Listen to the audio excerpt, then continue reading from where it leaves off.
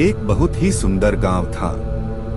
उस गांव में एक दादी माँ रहा करती थी, जिसकी उम्र तकरीबन 90 वर्ष की थी। गांव के सारे बच्चे रोज उसे कहानी सुनने की जिद किया करते थे और वह सभी बच्चों को साथ में बैठाकर तरह तरह की कहानियां सुनाया करती थी। एक बार की बात है, एक लड़का दादी माँ से जिद करने लगता है कि मुझे आज डरावनी चुड़ैल की कहानियां सुननी है।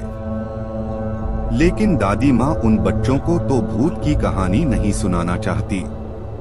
उन्हें लगता है कहीं बच्चों के मन में डर न भर जाए।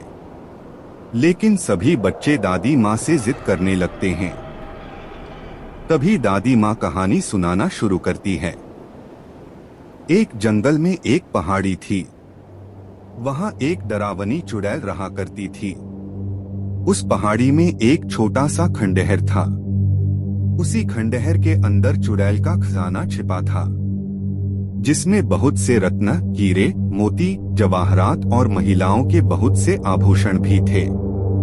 वह चुड़ैल खजाने की रक्षा करने के लिए उस जंगल में भय का माहौल बनाए रहती थी, ताकि कोई उस खंडहर के करीब न आ सके।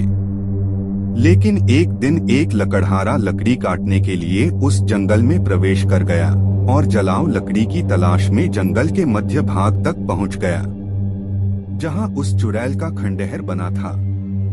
खंडहर के आसपास बहुत सी सूखी लकड़ियां पड़ी हुई थी।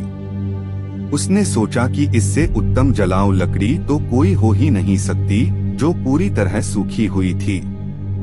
वह लकड़हारा खंडहर की सीढ़ियों से लकड़ियां इकट्ठा करता हुआ आगे बढ़ता गया। जैसे ही वह द्वार तक पहुंचा, वहां एक बहुत ही विशाल दरवाजा था, जो पूरी तरह लकड़ी का बना हुआ था।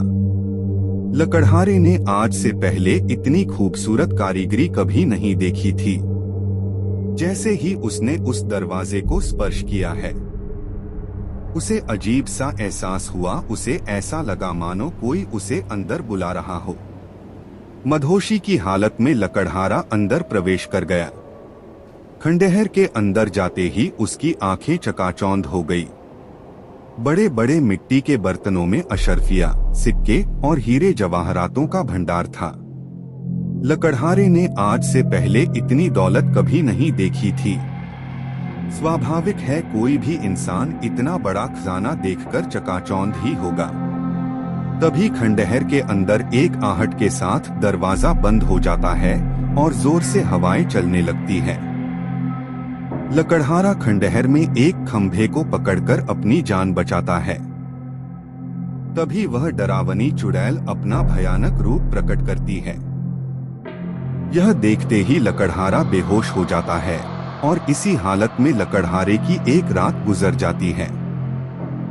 और जब लकड़हारे को होश आता है तो वहां चारों तरफ केवल पेड़ ही पेड़ दिखाई देते हैं। लकड़हारे को कुछ समझ नहीं आता कि वह यहाँ कैसे पहुंचा। लकड़हारा अपने कुर्ते की जेब में हाथ डालता है तो उसे एक सोने का सिक्का मिलता है। वह यह देखकर बहुत प्रसन्न हो जाता है। वह सोचता है उसकी जान बच गई और उसे इतना बड़ा सिक्का भी मिल गया, जिससे उसका खर्चा तो चल ही जाएगा। और वह उत्साहित होकर अपने गांव वापस बिना लकड़ियों के ही आ जाता है। घर में आकर सभी को यह बात बताता है, लेकिन उसके घर वाले कोई भी प्रतिक्रिया नहीं देते। उसे लगता है मैं इतनी जोर जोर से सबको अपनी बातें बता रहा हूँ, लेकिन कोई मेरी बातें सुन क्यों नहीं पा रहा। तभी वह पास में ही पड़े पानी के बर्तन में मुंह धोने के लिए हाथ डालता है, लेकिन वह पानी की एक बूंद को भी स्पर्श नहीं कर सकता। उसे कुछ समझ नहीं आता कि वह अदृश्य हो गया है या उसकी मृत्यु हो चुकी है। और तभी दादी माँ सभी बच्चों को नींद से जगाती हैं।